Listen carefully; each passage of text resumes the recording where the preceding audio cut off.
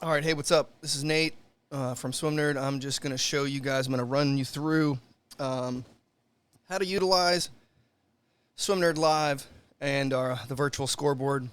After you've downloaded your two links, your two programs, you're going to be left with a Spire scoreboard right here, okay?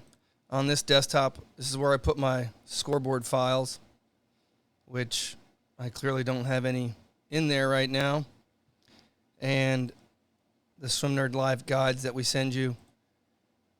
One of these is the entire manual. One of them is just for the template editor to edit your virtual scoreboard. And one of them is going to be a document that has your specific system attached to it. So, for example, this one is Colorado System 6. It's the most popular, and it's actually by far the easiest one to set up. What we typically ask you guys to do is you gotta read this thing. Just take the time and read it line by line. If you do it line by line, you're not gonna have any problems. Okay? So let's just open up Aspire and we'll take a look at it.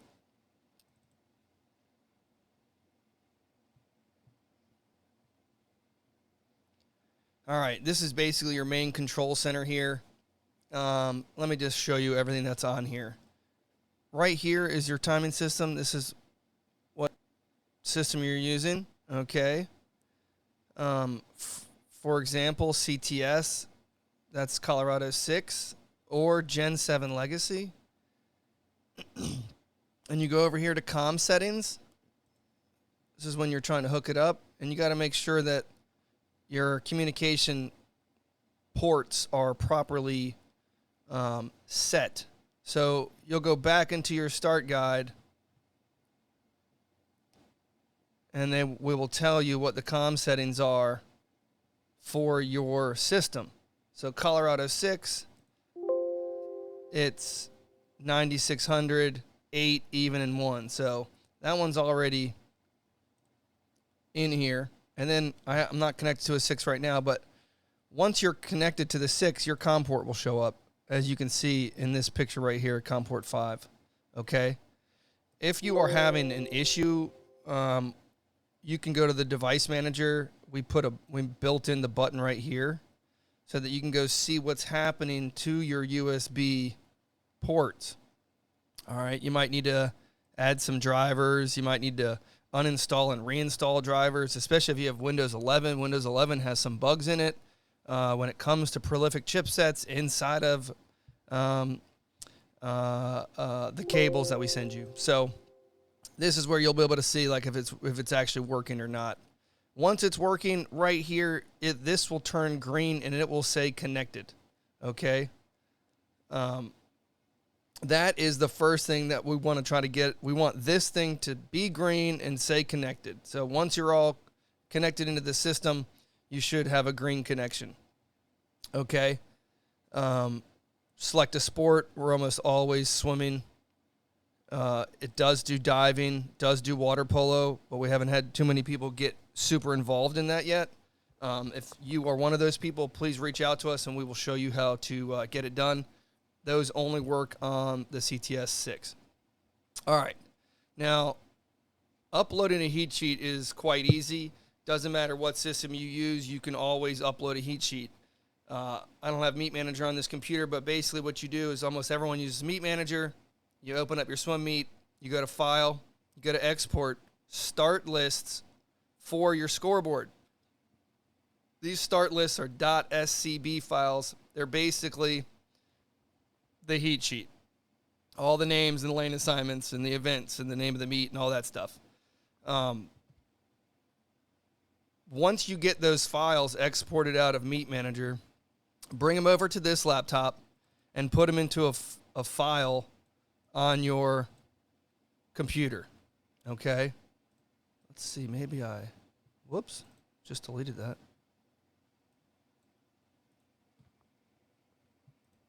Let's bring all these back out. Let's bring my Google Chrome back. All right. So these are the scoreboard files that you'll see. Every time they're exported out of Meet Manager, they're almost always named the same. 001, 002. This is what makes it, this is, housekeeping needs to be important here, okay? So don't have it sitting in a zip file. They got to be out of the zip file. Just put a folder on your computer like you see right here and put them in there, okay? Now, you can go to this start list directory and you can select your folder. You click OK, and now it says it's loaded 28 events and heat combinations. You can see that information right here in Edit Event Heat Data. This was, we were doing a live stream for American University versus Old Dominion University a few months ago. This is the heat sheet. You can drop down and look at the events and who's in it, and you can make changes and you can save them. And this will send the changes to Swimnerd.Live so that you can always update your interactive heat sheet if you have a deck entry or whatever. Whatever you loaded up the most recent time is what will be in here. So even when you close this thing out and open it back up, you will have the same as scoreboard files in there as you had previously. All right, so if you have another meet the next day or a second session or a final session or old kids in the afternoon or whatever, all you need to do is you need to just go back into Select Directory and upload the new scoreboard files. What we tend to try to tell people to do is once this session is over right here, just delete them all. Then go back to Meet Manager, export your scoreboard files, bring them back on here, bring them into this folder, and just keep doing that over and over again. Okay? Don't worry about any of this stuff. These are just extra tools that we don't really use. Just monitors and text scroller, you can kind of ignore all this. In the middle are your templates, okay? You can make your own templates. There is a template editor, which is right here, which is basically a whole entire another program. But what you want to do first is you want to copy one of these templates so that you start off with a nice base, right? So let's go in here real quick. We'll go to Visionary Display, Resources, and you'll see the .vdt. These are the templates. So you can go in here like 8-lane small template, and you can copy it.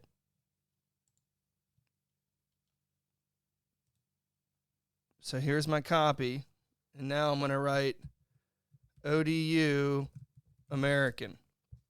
Okay. I might even make a new folder. Scoreboard templates. Okay. Now I can go up in here into the template editor, and I can open up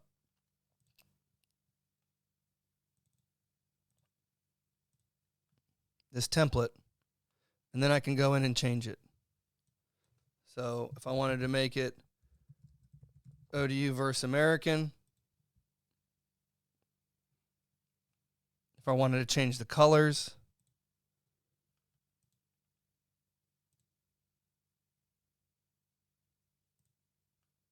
you can do all that, okay?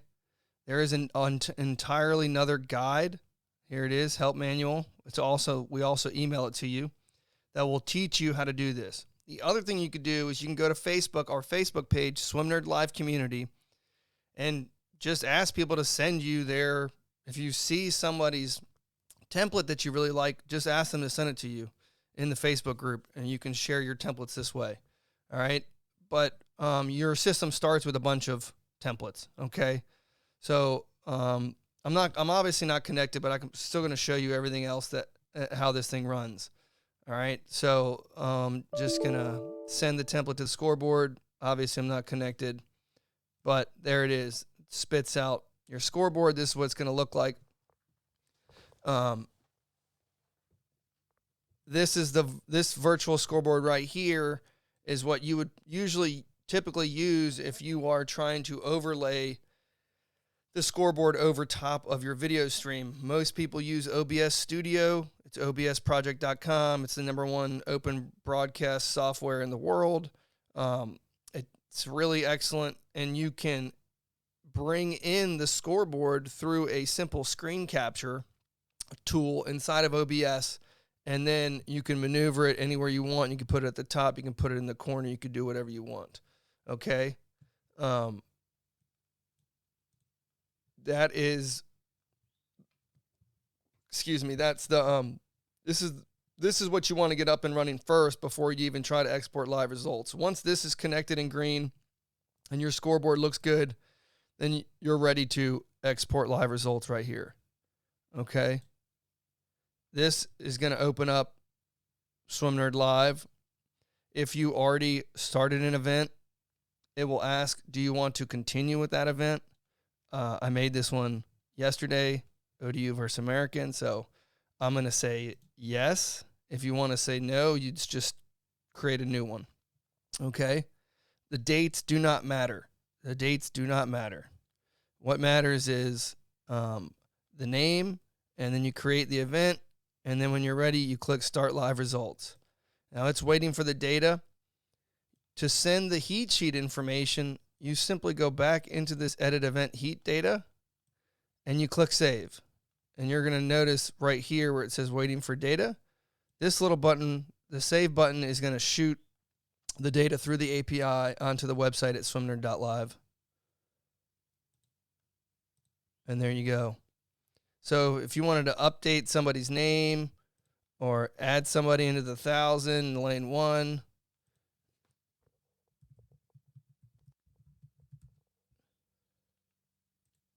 you click Save, and it will have sent it. And we're going to check on that. We're just going to go to Swimnerd.Live.